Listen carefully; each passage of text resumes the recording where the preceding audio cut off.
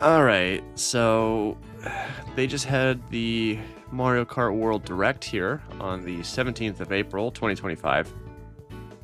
And, I was kind of expecting a little bit more, not to get my, thoughts out of the way first, but, they showed a lot of the world. Everything looks really gorgeous, looks really pretty. I like overall the kind of vibe it's going for. The open world looks really, really sweet. But ultimately, the goal of this direct, at least in my opinion, was to sell us on the idea of this game. And I mean, at least from my perspective, the game being $80. Like I said, so I guess I'll start off with my overall thoughts on Mario Kart as a franchise as well. I really, really love Mario Kart. My very first Mario Kart was Mario Kart 64, and I used to just play that constantly. Kind of in a crazy way, I actually used to use kind of a makeshift free roam kind of mode, and I used to just drive around the tracks and try to find secrets and stuff, because Mario Kart's always been really great about, hiding little secrets here and there. And so I used to do that, from time to time. And so now the fact that Mario Kart World is sort of implementing this open world aspect to it where you can just free roam and go anywhere you want, that sounds fantastic to me, because I think, at least from my perspective when it comes to Mario Kart, it's such a cool, detailed world that I do sometimes want to stop and smell the roses. It's fun to race, it's fun to be first, it's fun to go fast. But I also kind of want to slow down sometimes and take a look at the artwork and the scenery and, see what they're kind of doing with the world and the environment, because they always do these really fun and creative things. I remember I had that problem with Mario Kart 8 initially when they released it on the Wii U, because they had the DLC that added that Legend of Zelda track. And the first time I raced on it, the whole time I was just like, wait, what's that? What's that over there? What's this? What's that? And I just was like, hold, stop. There's too much. There's too much going on. Like, I want to drive through the whole track once, very slowly, look at everything and appreciate it, and then we can race on it. So I'm glad that they're doing that. I guess we'll just kind of go in order here, a little bit of the of what happened with the Direct. So starting off kind of with courses, overall, I love the look and the design of a lot of these courses. I think it looks really, really great. There's some that really stand out more than most. The big one for me is I do like the Mario Bros. Circuit. That is a really kind of cool looking design. I really kind of like the desert Route 66 kind of vibe they're going for there. Also, Crown City looks interesting. I get a little bit of a Mario Kart Tour kind of vibe with that, so hopefully not too many are going to look that way. Salty Speedway also is pretty solid looking. I like that kind of like water Venice kind of vibe that they got going on there. I don't know, it's hard to kind of call out specific ones. There's really one that I'm dying to look at, and that is going to be the scary one, the Boo Cinema. That's the big one. That's where I'm like, okay, I want to just kind of drive around that area, see what's going on. Because Boo is always my favorite character on Mario Kart. I always try to play him in Mario Tennis, Mario Kart. Wherever I get a chance to play as him, I will take that opportunity every single time. But overall, I'm really impressed with the courses. I'm glad they're actually revamping some of the old ones. Like, they're taking the old ones and redoing them in their Mario Kart World design. So that's a really cool idea. And hopefully we can get some DLC with that. That would be really cool, where it's like, hey, we're going to add additional levels here and there. To kind of pad out some of the experience. I could totally see them doing that, especially with this being a launch title. They've got plenty of time to jump in there and add some more things. Overall, for the character roster set, I think the newcomers look great. They've got like the Goomba and the Spike, and they've got a few of the other guys. The big one I'm really excited about. I know everybody likes the cow and stuff like that, but I'm really, really excited.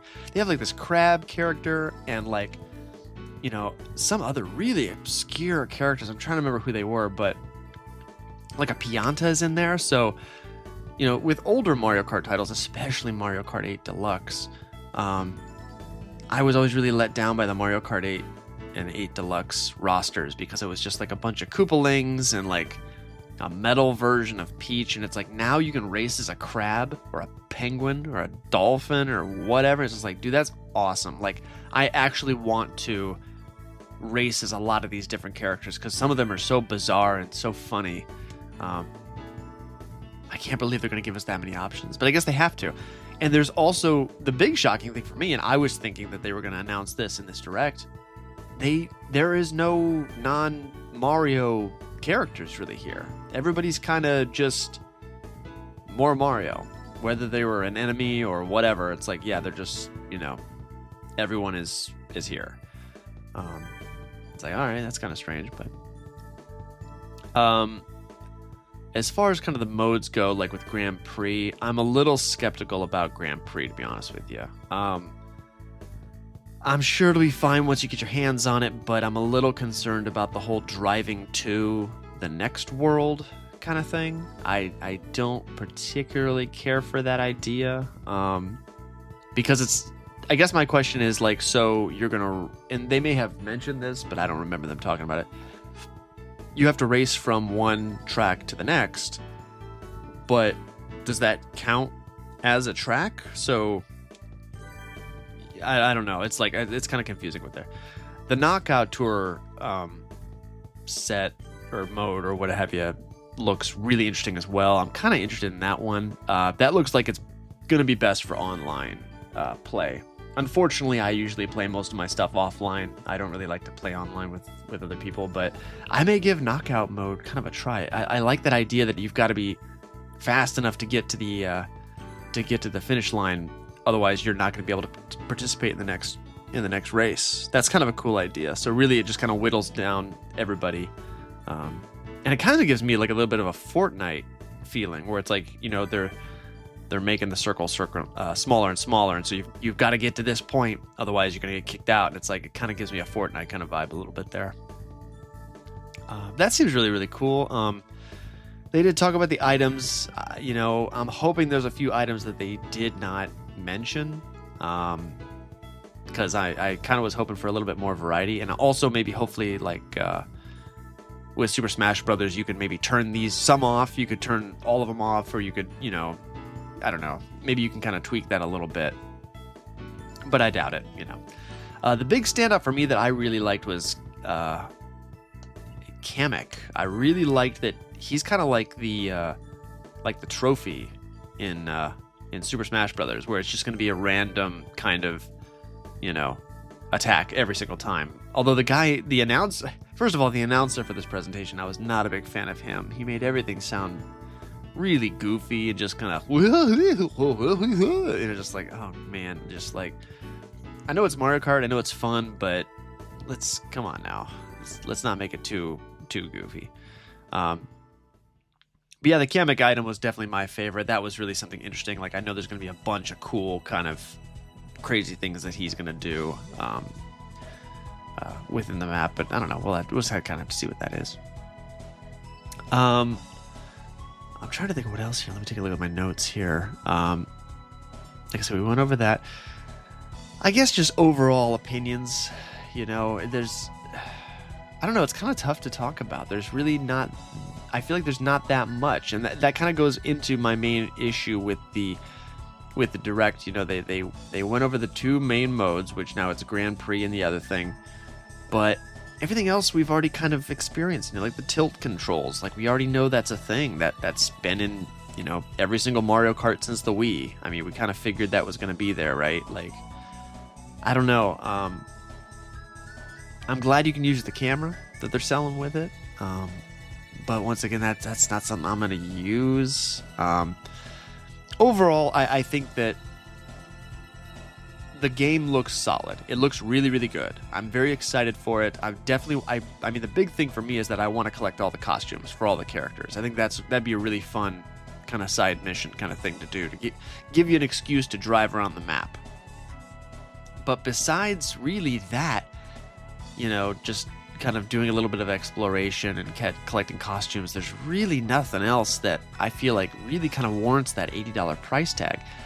I mean, it could be totally different when they put it in our hands and people are allowed to review it, but I guarantee you that the audience here is going to be really tough on Mario Kart this time, because it's like, hey man, you're going to charge us $80, we're going to review this hard, and if this is not the greatest Mario Kart that has ever existed, people are just going to say, hey, it's fun, not worth $80, don't need to be doing that. And I kind of agree. I think that this was the opportunity that Nintendo needed to not necessarily spoil the game, but you definitely kind of got to give us a reason as to, well, why am I spending an extra $20 on this? Or even if they're just going to do $70 across the board for their premier titles, why am I spending an extra $10 for this? Because if DLC is coming down the line, we're not going to get that for free unless you're a Nintendo Switch Online subscriber. The game looks great. I really want to play it. Even though it's $80, I will definitely be getting it because I just love Mario Kart. But for those people, like I have got a ton of friends that they kind of own Mario Kart out of necessity. They own a Switch and they've got either roommates or they've got, girlfriends or boyfriends or whatever. And they just kind of own Mario Kart because a lot of people want to play it. People come over, they see you got a Switch. You can't convince them to play Smash because that's too, maybe that's too competitive, that's too intense. Mario Kart's usually more casual, more for everybody. And so they're like, okay, we'll put on Mario Kart, I don't see those people buying this game this time around because it's such a steep price tag and they don't play that by themselves. It's like, well, I'm not going to spend that much money on a game that people might want to play when they come over to my house. It's like I kind of got, I picked up Mario Kart. I picked up the Mario Kart bundle or something with the Switch, and now I've got it. That's great, but I don't know. I'm a little. At first, I'm like I said, I'm fine with you charging $80 for a game. I got no problems with that, but the content has just got to be there, And this presentation did not do really anything to increase my opinion of, of the title. I am now not more confident than I was before this. Now I'm just kind of like, well, now we have to play it. Now we've got to play it ourselves before we're going to know. Because usually, I don't know about you, but when the Switch was first announced, I kept seeing Breath of the Wild stuff, and I was like, okay, this looks good. I'm interested in this. I want to check this out. I'm not the biggest Zelda fan, but I'll give this a go. But I tell you, man, as soon as I saw that trailer for Breath of the Wild, it was the final trailer, I knew I was buying that game. Like, I just knew it. Didn't matter if it was $70 or $80. Like, I would have bought that game at whatever price point. With this, they have not done that. Now, they may have another trailer or more information to show us between now and the release, but I get the sneaky suspicion that this is all they want to show us. I mean, they hinted at Rainbow Road. They didn't even really show us that. They just were like, oh, you could unlock a secret colorful thing in the sky or whatever. And it's like, yeah, it's Rainbow Road. We know that you can't not have Rainbow Road in this game. It's in every game. But I don't know. They just didn't quite capture my attention with this, I think that this is a great time to really probably not worry about spoiling it. I don't think you can really spoil Mario Kart because it's all about the experience. It's all about how it feels. So if you're going to tell us, hey, they've got unlockable this, and hey, you've got, secret that, and it's like, we'll kind of show that a little bit. And they did a little bit in free roam mode. They were kind of like, well, you can do these little, activation switches, and, there's little, like the P buttons everywhere, and it's just like, well, yeah, but I don't know. You could give us a few more details than that, just... I would not worry about spoiling this game. This is not a story, this isn't like Metroid Dread, where people are like, whoa, you're showing us secret boss fights. This is too much. Don't show us that. Let those be a surprise. And that's true. With Mario Kart, I don't really think... I could be wrong, but I don't think there's going to be that many surprises that are just going to totally blow us away. That's going to be like, hey, I wish that I did not know that before playing. It's like, no, it's Mario Kart. You're gonna play these tracks over and over and over again, you know. Well, the one thing that I will say about the price that is a saver is that they do have that share play feature. So technically now, one of us has got to buy Mario Kart World, and then I can wirelessly play it with up to 8 people, right? So that works in their favor, and that's the one thing that continues to come out you know, from what am I trying to say here? Sorry, I'm stumbling all over myself. That's the one thing that keeps reminding me that Nintendo is extremely confident in this software, because I think a lot of people would look at that and say, hey, this game's $80. Why don't we just pool our money together and split it, and then we can all play it together, right? We only got to buy one copy. But Nintendo's saying, yeah, I'm going to charge you this much money for it, and I'm going to allow you guys to share it, but we are so confident in this game that we think that once you've played it, you're going to want to own it. Like, this is the must-own game on the console, even more so than Donkey Kong. You know, that intrigues me. That kind of has a little bit of a, oh, okay, you know, what are we doing here? You know, that gets my attention, that they're doing those two things simultaneously. Now, if they were going to say, hey, you've got to pay the $80 to play it at all, right? We're not going to give you game share on this. Then it would be like, okay, that's just flat out greedy. But like I said, the one saving grace is that they will let you, you know, to share it, you know. And I'm sure that I will probably do that with my buddies with a few titles where it's like, hey, let's go over and let's play some Mario Kart. I brought my Switch too, and you guys can just hook up and we'll just play, and we've only got my copy of the game. And it's like, sweet, solid. I love it. And I think besides that, I don't know, you know, it's I know a lot of people are super down on it. I haven't watched many videos on it because I just wanted to record this fresh by myself without having my thoughts polluted by other people. But a lot of thumbnails, I woke up this morning and saw a lot of thumbnails of people just being like, oh, well, that's it. You know, this game is gonna suck. It's too expensive. You know, there's not that much content in there, and everyone seems really down on it still. And I can't blame them. You know, I will defend the things that Nintendo does that I agree with, and I will call out the things that I don't quite agree with. I was more optimistic, I think, about this game because they had a direct scheduled, but it's like, I mean, they really didn't show us anything that crazy new compared to the launch. I didn't really leave this going, okay, I know a lot more now than I did when they first showed it to me. It's like, no, I just know a little bit more, but really not that much. I don't know, you know. Overall, it's going fine, but you know, I don't like this thing where it's like, until we get our hands on it, we're not going to know anything. That is not comforting, you know.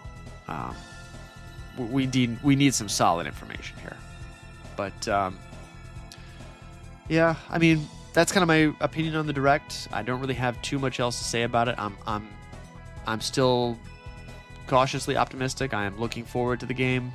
I definitely will be picking it up as soon as I can get a Switch 2, which, oh man, hopefully the pre-orders will open soon. This has been a very, very stressful console launch as far as like pre-orders and stuff is concerned. I still have really no idea what's going on. And it is the 18th. A lot of rumors are saying that between the 21st or 22nd of April to the 30th is when everything's going to start opening up. We'll see. The lottery, as far as I know, out here has closed, and they will start sending out emails starting the 23rd, I believe, or the 22nd. So I'm just going to basically be checking emails every single day. Hey, Nintendo, invite me to buy? Nope, not yet. Okay, I'll check tomorrow, you know. I really do hope everybody that at launch can get a console that wants it. I'm really hoping that this is not a super hard thing to get. I've heard good rumors about, you know, retail like stocking plenty of them. Like there's a rumor going around that GameStop is getting 100 consoles per store, which is wild. That's crazy. But I don't know. I'll feel a lot better when I can secure a pre-order and I know that it's on its way, whether that's going to come from America or whether that's going to be here in Japan. But yeah, that'll about do it for me for today for the Mario Kart World. What do you think about it? I mean, how do you feel about what Nintendo's doing, the new pricing? What do you think of the game just in general? Does it look like the next step, or does it look like it's just kind of more of the same? I don't know. I guess we won't know until we can get our hands on it. But all of you take care of yourselves out there, and have a good one.